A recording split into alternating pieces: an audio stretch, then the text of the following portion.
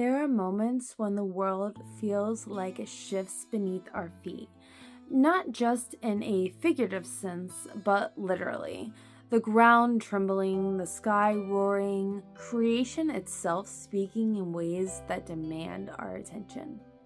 The night Charlie passed, something unusual happened in Utah. A 4.1 magnitude earthquake rattled the state. Now, on the surface, that might not sound extraordinary. Utah has fault lines. Quakes do occur, but here's why this one stood out. This quake struck in a part of Utah where seismic activity is extremely rare. Also, it was very deep, like a lot deeper than was usual. Many people say who live there their whole lives, they've never felt anything like it. It wasn't just shaking, it was the timing. This quake came within hours after Charlie's life ended. And as if to underline the moment, just 3 days later, a tornado touched down in the same state. Again, Utah does get weather, but tornadoes there are highly uncommon. Two unusual natural events back to back, bookending the silence left by a voice that once stirred so many. Coincidence? Some will say yes, but when things like this happen, I believe it's worth pausing and asking, what is creation saying?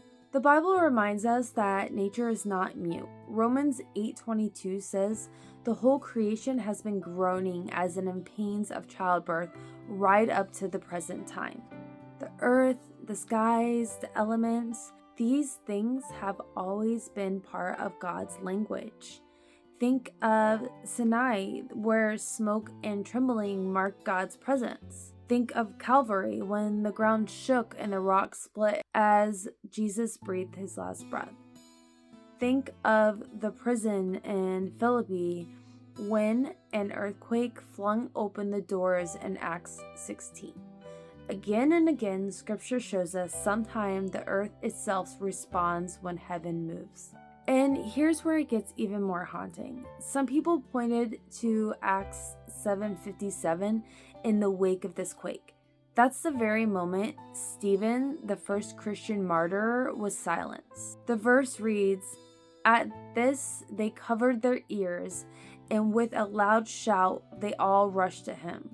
Stephen's words were too much for his accusers, so they tried to drown him out with noise. When I read alongside what happened, the quake striking in Utah right after Charlie's voice was silenced, it felt like a strange echo of a similar story.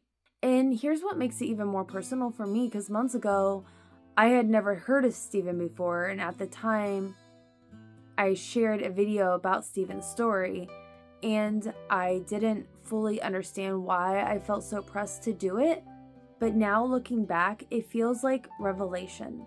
Stephen's demise shook the early church, not to scatter them in despair, but to ignite them in purpose. His boldness became a turning point, and now Charlie's passing, paired with these rare, unsettling signs in nature, feels like another echo, a reminder, a wake-up call. Psalms 18 paints a vivid picture of God's movement. That image is striking, God's very presence able to unsettle creation, but then in 1 Kings 19 balances the picture.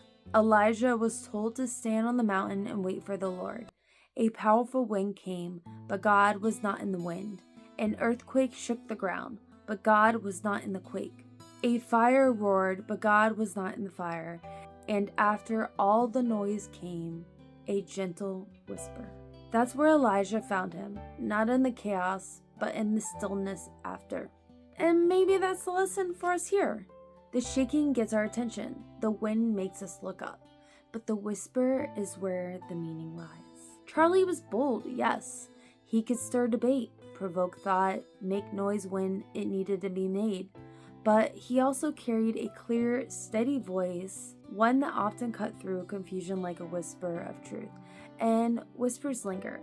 They echo in the quiet. They stay with you long after the shouting has stopped. So perhaps the earthquake and the tornado weren't about destruction, perhaps they were reminders that even when human voices are silenced, truth isn't. That even when it feels like the ground is shaking beneath us, God's purpose are still unshaken.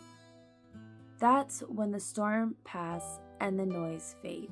What remains in the whisper, the gentle, persistent reminder that heaven is still speaking. Friends, the timing of this earthquake is unusual. The rarity of the tornado was unusual. Together, they felt like a punctuation mark to a moment that already shook hearts.